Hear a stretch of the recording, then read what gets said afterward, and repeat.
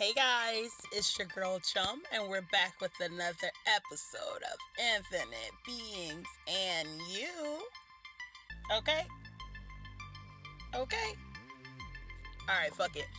Okay, guys, today we're going to talk about trusting in your kids. And I know a lot of people would say, well, Chum, do you have kids? No, but I've been a kid. I do also have nieces and nephews that I've raised most of my life. And with those nieces and nephews, I've seen different types of parenting skills, and I've seen different sorts of situations happen that, in a sense, for me, as I look at it, it could honestly break any child down. You know what I mean? And I feel like, this message may not be for everyone. This message may just be for someone who needs to hear it. And it's not going to be everyone. So my thing is, like I said, guys, trust in your kids. Okay? We have to start understanding that if we don't trust our kids, then how can we expect our kids to learn trust from you? Right? That's one thing. How can you expect that, right? If you don't teach your kids how to trust someone, or you don't teach your children how to know when they should trust someone, how do you think your kid is ever going to learn that? And I know I'm probably talking to someone who's probably going to chew my ass about this, but hey, I really don't give a... But moving on. Okay? So another reason why we need to start trusting our kids, especially our infinite beings, okay? Especially our infinite beings, okay? These children are special. And whether you're not an infinite being, or whether you're not considered an indigo child, or you're a starseed, or, any of these different things, basically, children are special because they are the next generation of our world.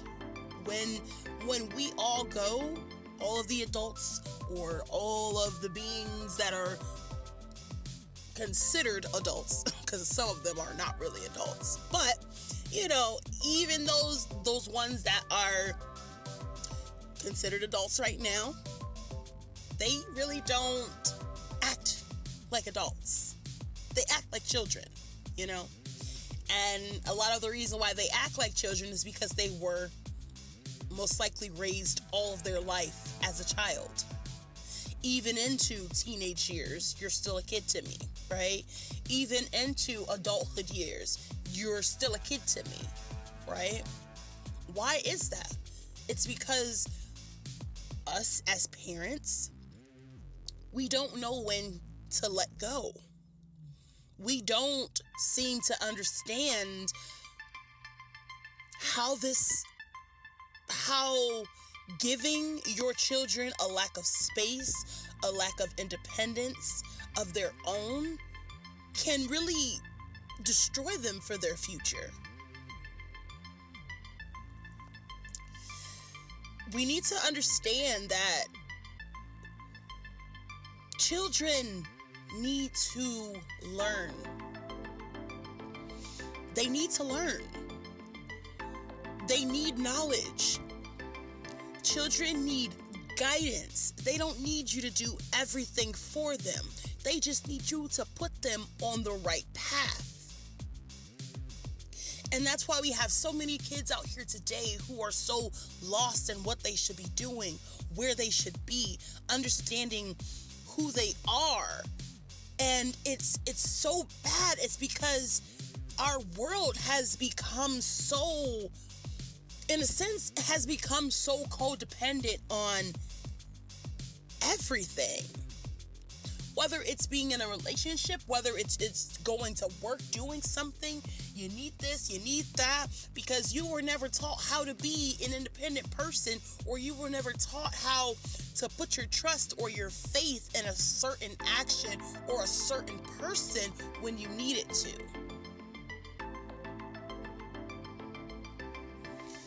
We have to stop and think about how we're actually teaching our kids. Do you understand what I'm saying?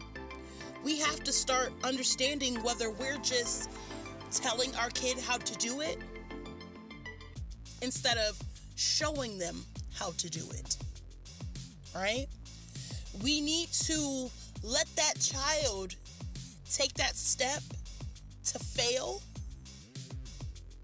so that he can learn where he failed and that he can learn how to fix his mistake or his failure. We need to stop overcrowding our children and pushing our own dreams onto them. No two people are meant to be alike, and when you push someone to try to be exactly like you, it doesn't always work out right. Actually, it never works out right. I'm just going to switch that for you guys now. It never works out right. We need to understand that whether we failed in our past, that we can't push our own dreams and our own aspirations on our children.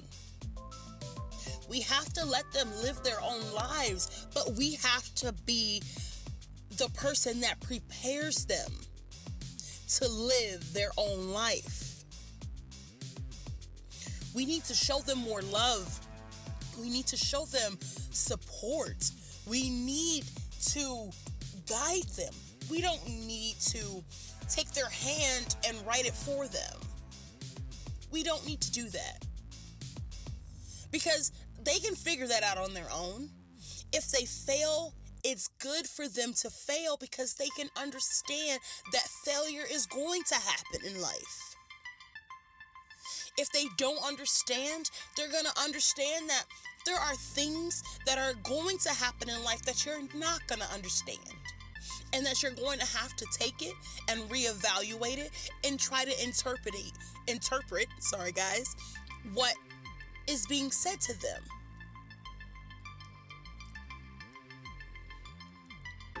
A lot of parents, even grandparents, aunts and uncles, they tend to push a lot of themselves or their society or their past onto others' present. And we can't do that.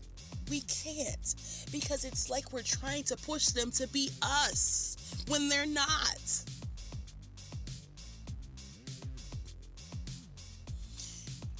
What we need to do is we need to show them love. We need to show them support. We need to encourage them.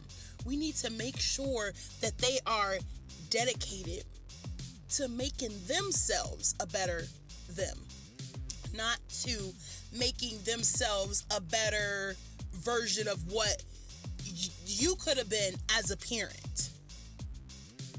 When your kid wants to do something, let them do it. They'll figure out whether they want to do it or not.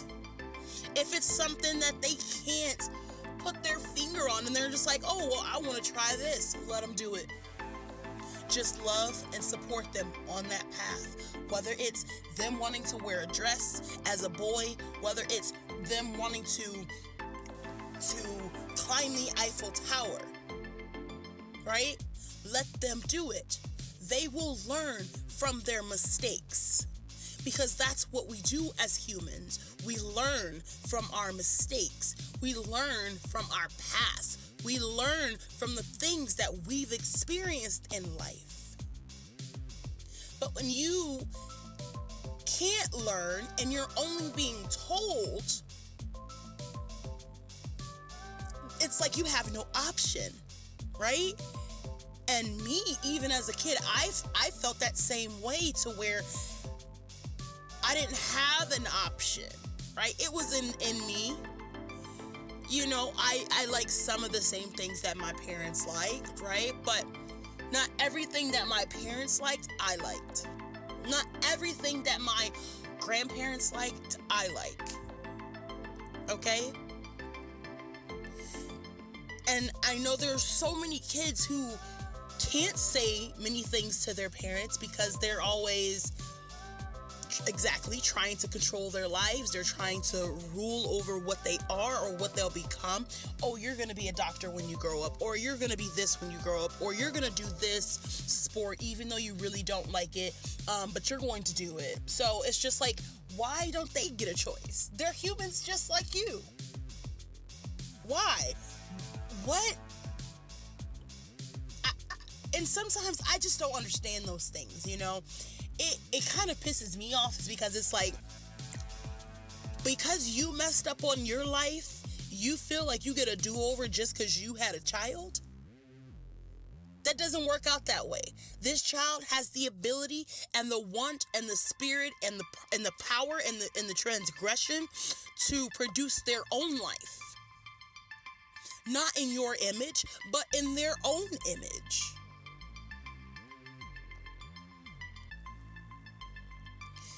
We have to start understanding that the kids that we're producing out here in today, and any kid that we've produced out here in today, they're only a reflection of what you are or what you've taught them.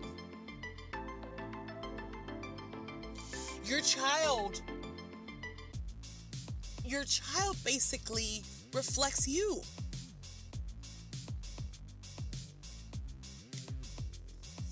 Because when, as an adult, and you see children, it's just like, all right, well, I want my kid to do this. What if your kid doesn't want to do that, right?